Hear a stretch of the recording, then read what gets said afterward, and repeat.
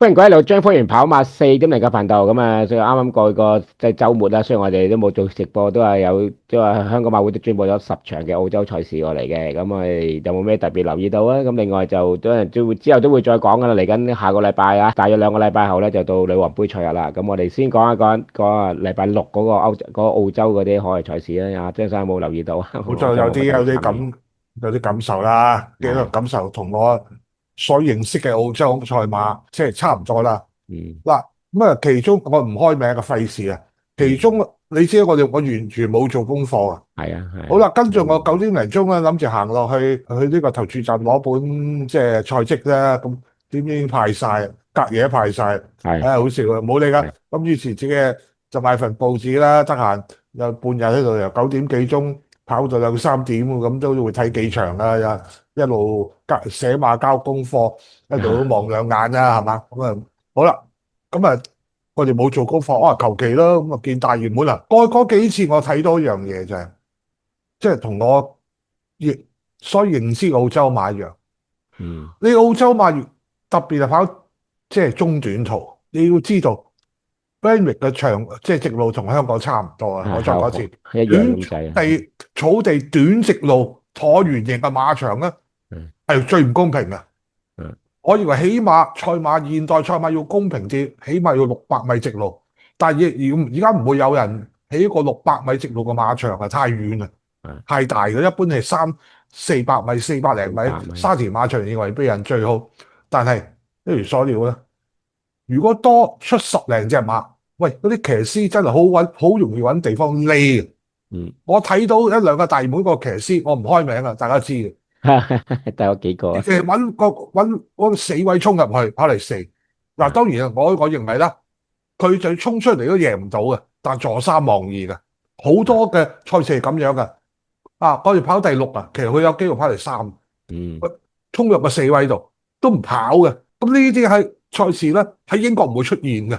你唔會坐 box 嘅衝入，因為直路太長啦，或者全直路短途啊，全直路賽事根本就冇可能坐 box 嘅。拉散咗噶啦嘛，咁多，啱嘛？係咁但係啊，你喺澳洲成日見到呢個鏡頭，見到我哋眼冤啊！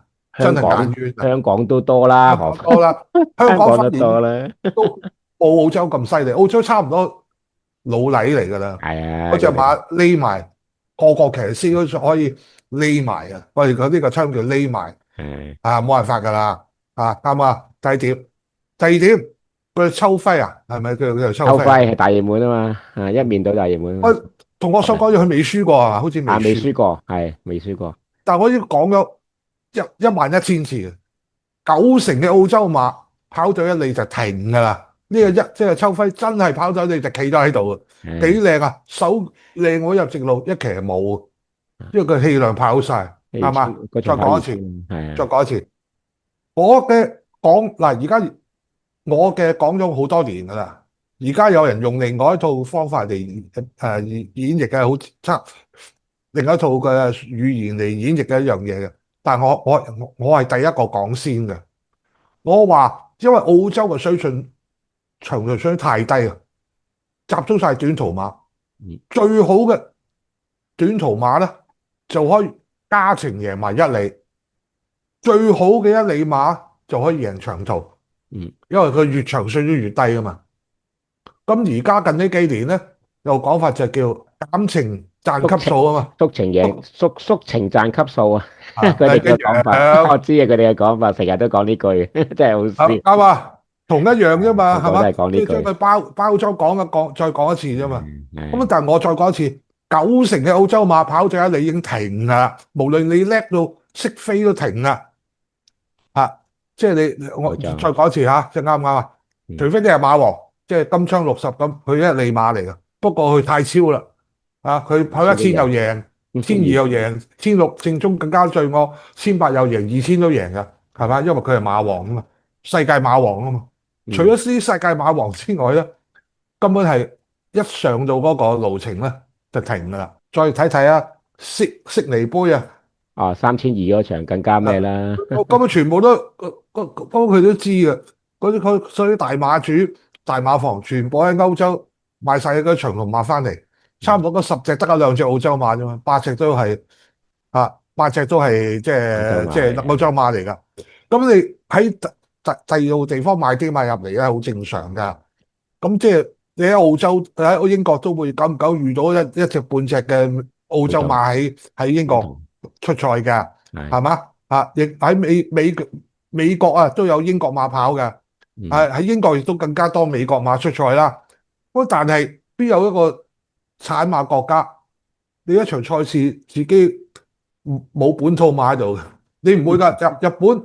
日本嗰啲賽事啊，都仲有隻澳洲馬或者美國馬、歐洲馬喺度加兩隻入去，但係90%都係日本馬嚟㗎啦。係啊，但係點會啲澳洲都咁好笑？呢個賽事全部都唔係我哋嘅本土馬。如果即係話，如果我唔買呢啲馬翻嚟，跑唔成呢場㗎。哦，唔係咁咁啊，梗係會揾濫竽充數嗰啲拎實上嚟跑啫，即上去咯。即係個關鍵，即係係如果你唔買呢場馬翻嚟，你根本跑唔成呢場馬。個水準好低啦，揾啲自己濫竽充數嘅馬執晒上去跑啫嘛，實夠馬跑㗎。所以我成日都話，基本上呢啲水準好低嘅悉尼杯，真係老實講，真係。好啦，咁啊講完啦，咁啊之後咧就係嚟緊女王杯啦，下個嗱，我哋最後講一句説話啦。我哋幾年前開始做呢個節目嘅時候咧，就係諗住做直播呢個歐洲賽事，即係北半球賽事啦嚇。咁就當時我哋又諗住係一年都跑20-30場，一半賽事到嘅啫嚇，十零次嘅啫，賽日嘅啫嚇。咁而家就唔係啦，今年已經加到50幾，明年70，明年70咧好重要啊！點解咧？因為而家暫時唔準拖住，唔準買籃球。哇！咁你如果唔加呢7，再加開外賽事，香港馬會嘅財政會有好大壓力。係啊。係嘛？匯入彩池好重要嘅，而家匯入彩池真係。海外馬喎，最重要海外馬慳埋好多地費啊，嗰啲獎金啊，啲獎金先犀利啊！而家香港馬會啲獎金慳好多獎金㗎嘛，咁啊所以好重要70次。咁啊，我哋頭都痕，我哋即係同佢最初原意咧，就完全唔係咁樣。好在佢而家加嘅咧，睇落去就澳洲加好多，歐洲歐洲要塞嘅賽日咧，可以再塞落去都唔係太多嘅。日本亦都唔係好多，即係日本嘅大賽禮拜日，香港就唔可以避得太多禮拜日唔跑噶嘛。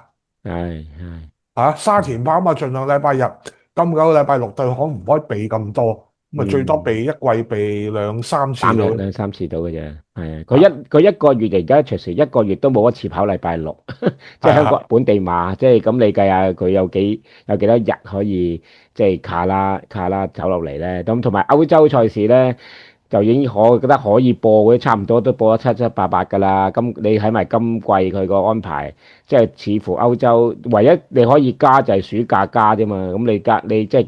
但係我對佢，我估佢又唔肯加咁多法國。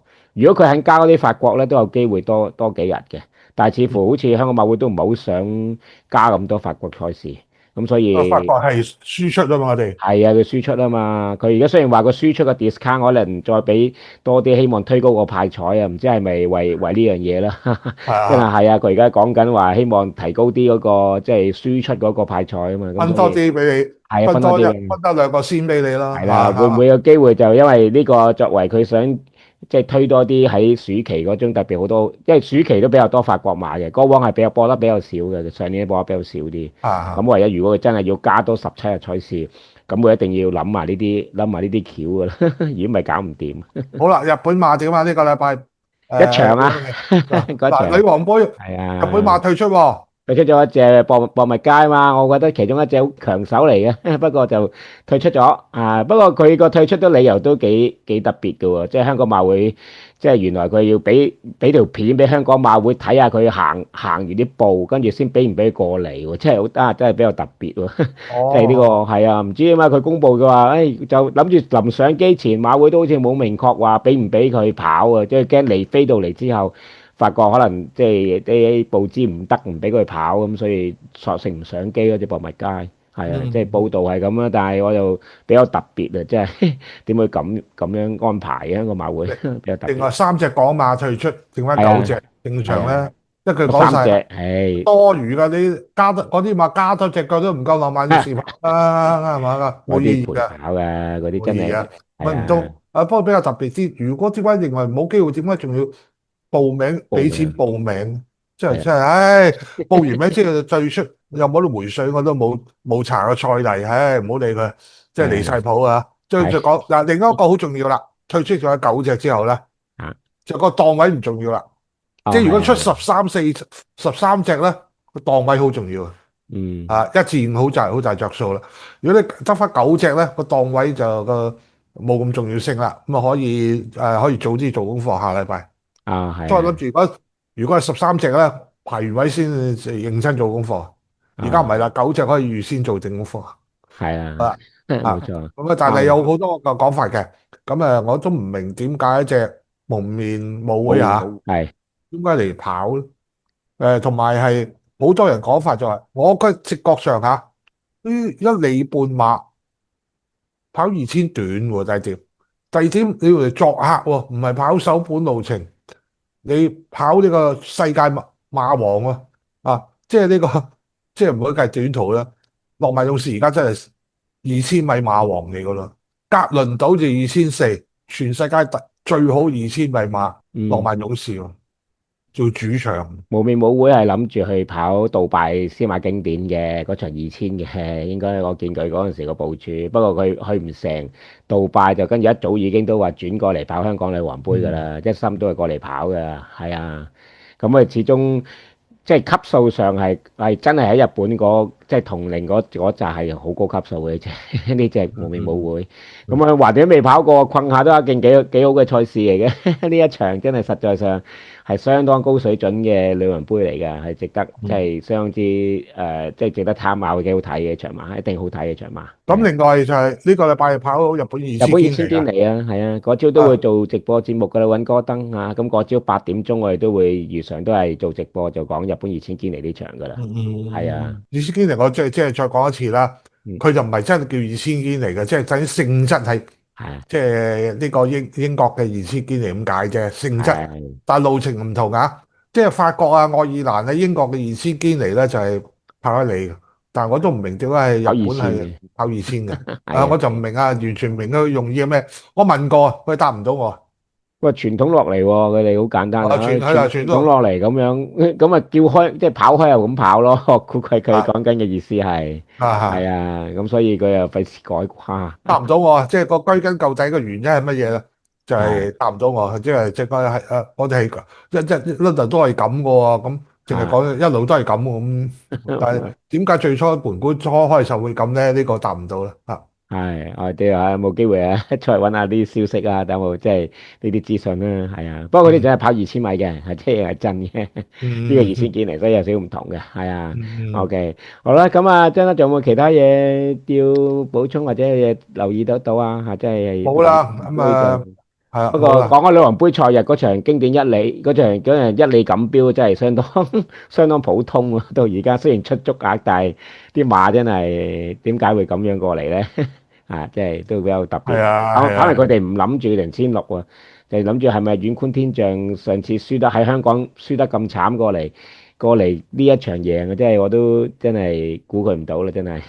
不過對手嗯渣好多，啲係真係真係始終冇得講。係嗯啊，各位想繼續聽我哋啲海外賽事嘅職場嘅分析咧，咁我都歡迎可以成為我哋嘅收費會員啦。咁啊每個月150蚊嘅啫。除咗海外賽事之外咧，係可以聽埋張生喺本地賽事嘅職場喺呢個沙圈嘅提供嘅嚇。咁咧每日一日裏邊通常都有日馬就可能有8、9場啦，係嘛？最少咁夜一至馬都八場啦，係啊。大約都係即係得兩場冇嘅啫，或者基本上大致上都應該有講噶啦。咁如果大家想聽下張生喺本地嘅賽事嘅沙圈即場提供，同埋歐洲啊，主要集中喺歐洲賽事嘅海外賽事咧，咁可以成為我哋嘅收費會員嘅。成為收費會員嘅方法，可以睇 YouTube 文字版裏邊有 link 個 keyword 咧，就我知道成為收費會員辦法噶啦。咁你都歡迎繼續可以分享我哋啲免費頻道同俾個鼓勵嘅 like 俾我哋。咁我哋下一集再見啦。